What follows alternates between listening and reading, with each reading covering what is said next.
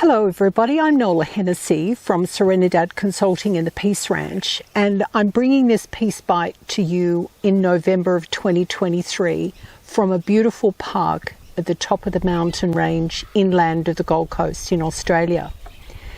I'm very pleased to be able to bring you this Peace Bite. I know the last time I spoke to you, it was just after Matthew Perry's death, and I did say that I'd be back to talk about empowerment of young adults, and that's what I want to talk about today. As I was driving to this mountain top, I was thinking about the kinds of things that would be helpful to understand, and I think the most fundamental aspect of empowerment for younger people is for them to understand what they really want and need out of life. Now, we know that the fundamental needs need to be satisfied in order for us to feel that we're having a fulfilling life, and we're talking about things like food and shelter and love and comfort and friendships and so on, and bonds with family. But when it comes to what you want to do, you know, there's a lot of people, the vast majority of people, in fact, if you ask them that question, what do you really want? They won't be able to give you a distinct answer. Now, there are a few reasons for that, and I think the fundamental thing about understanding what you want, knowing what you need is different to knowing what you want, but understanding what you want comes from understanding yourself. When I think back in my life, and you know, I had an extraordinary career. I've had a really fabulous life in many respects and a very educative life in other ways. My professional careers were quite profound. For me, I started in senior management, actually, managing and inspiring and coaching people from a very young age. I was 16 when I was running an operation for a touring and cruising company, and the catering operation had a number of staff. A lot of them were 40 years plus older than me, and I was supervising them at age 16.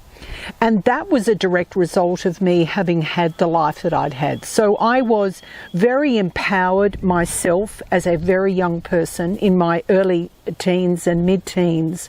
And so by the time I got to 16, my style was very much about knowing exactly what needed to be done and just cutting through the BS and doing it. And I've maintained that modus operandi pretty much my whole life. As I've gotten older, I've deepened my personal spiritual side, and as a result of that, a lot of my needs and wants have altered, and my personality now reflects that, not so much a mellowness, but it's a spiritual wisdom that I've been able to gain, and I'm really grateful that I've had that opportunity.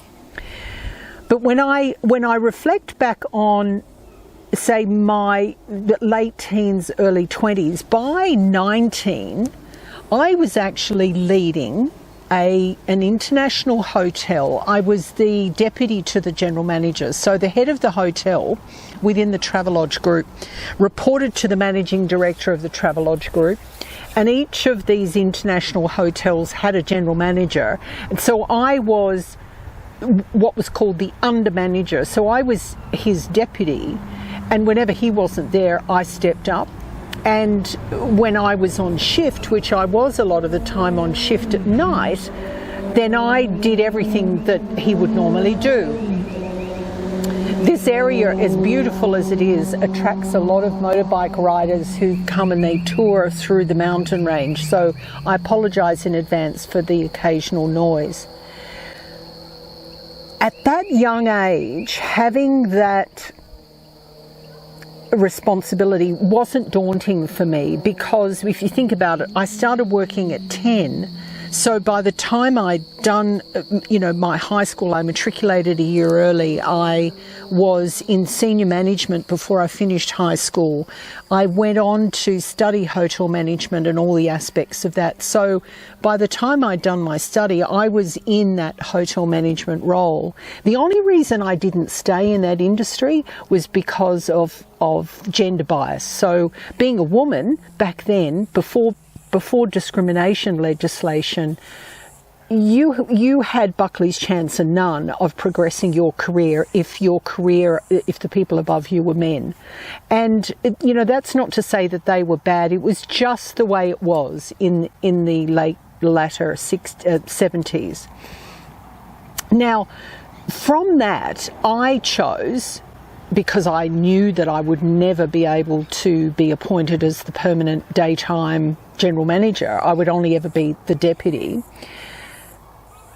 I chose to leave that industry and start over at the bottom. And what that did was it gave me a real awareness of people who don't hold positions of authority and power, how badly they can treat people below them. And I had, having come out of a senior leadership role, meeting with the Minister for Foreign Affairs every week for dinner, just extraordinary life that I had had to that point. To then be confronted with the bias of people who were not in supervisory or management positions, had no idea how to treat people, and were belittling me simply because of the position that I held, I decided then that staying in that environment was not what I wanted. So I was really clear in expecting that my career would alter to suit my personality and what was driving me. But ultimately, through all of the changes and all of the positions that I held, the promotions, the opportunities to emigrate to the US, all of the things that happened, the pivotal time for me in understanding what I really wanted was after I had removed obstacles from my life that had been there for a long time, after I had delved within myself to understand my spiritual makeup, my emotional resilience, and listening to myself. That didn't come for me until I was in my early 40s.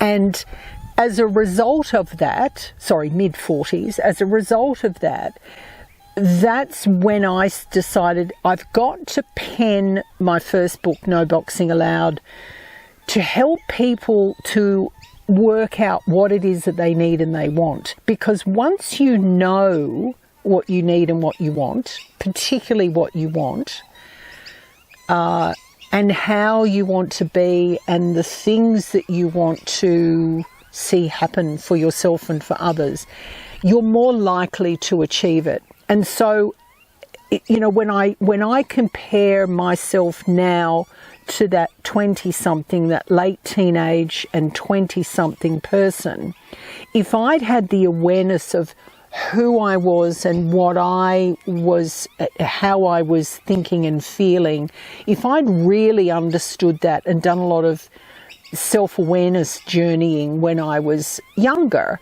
I may have chosen slightly different career paths. I may have chosen, certainly would have chosen different personal relationship decisions.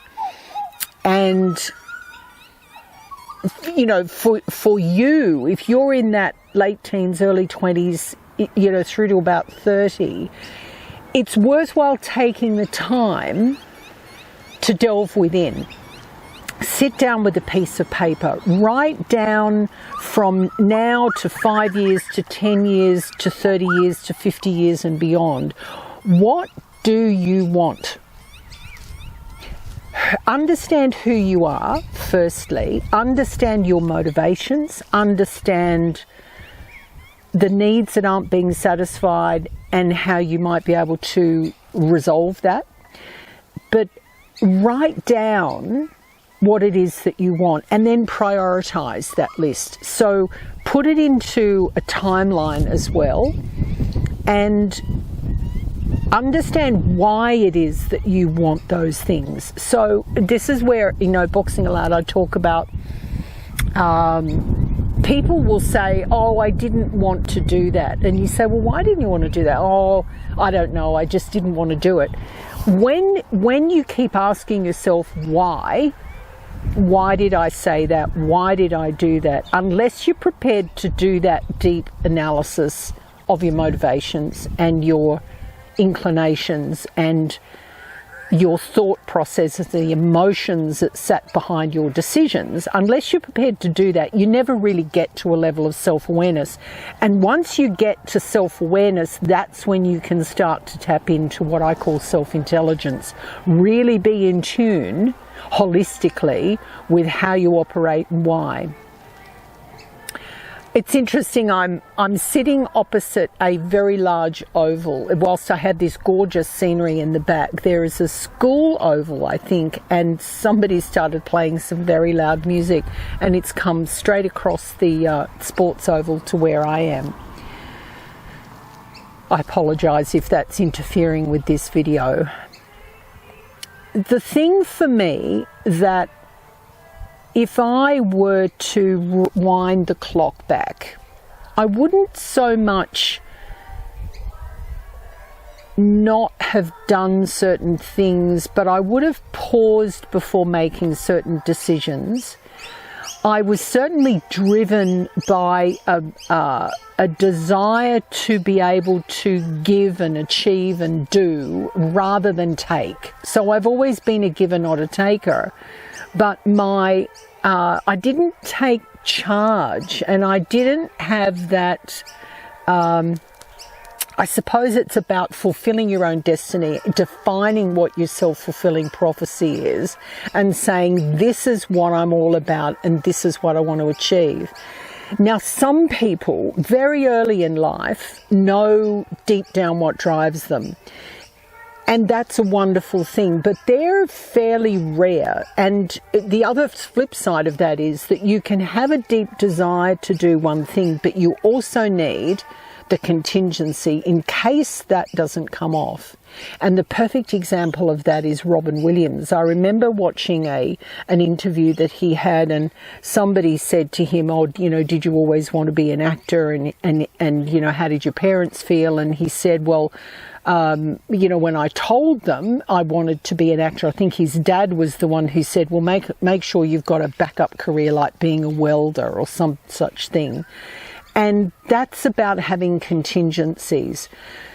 Whilst you can define who you are, document what your motivations are, and they'll change over time, absolutely guarantee it, and what you want may change over time. But if you document what you know to be your profile, and you write down, what am I good at? What good can I do for other people? How do I join the dots between what I want and what's good for other people, and match that with what I'm really good at? That's when you start to see the interconnectedness of it, and you'll be able to be empowered to make more choices, more refined and discerning choices. And discernment comes when you apply a bit of wisdom. So don't forget the lessons that you learned, whether it was yesterday or last week or 10 years ago. Don't forget the lessons that you've learned. Apply that to what you've written down, and then you'll be able to map how you see your life playing out and what you're likely to accomplish once you know exactly what it is that you want. It can be multiple things that you want. It can be just one thing, and it doesn't really matter how many things you want. So long as what you're working towards is underpinned by a strong self-awareness of your limitations, your strengths, your preferences, your personality, your priceless gifts. So long as you have that level of self-awareness, you cannot and will not go wrong. I hope that's been helpful for you, and the next time I have another Peace Bite, it will be probably Christmas Eve, just the day or so before Christmas. Depends on how busy I am with family preparation. However, I expect it'll be around about the Sunday before Christmas, and I look forward to that last Peace Bite for 2023. I hope you have a wonderful December, and I'll see you then. Bye for now, folks.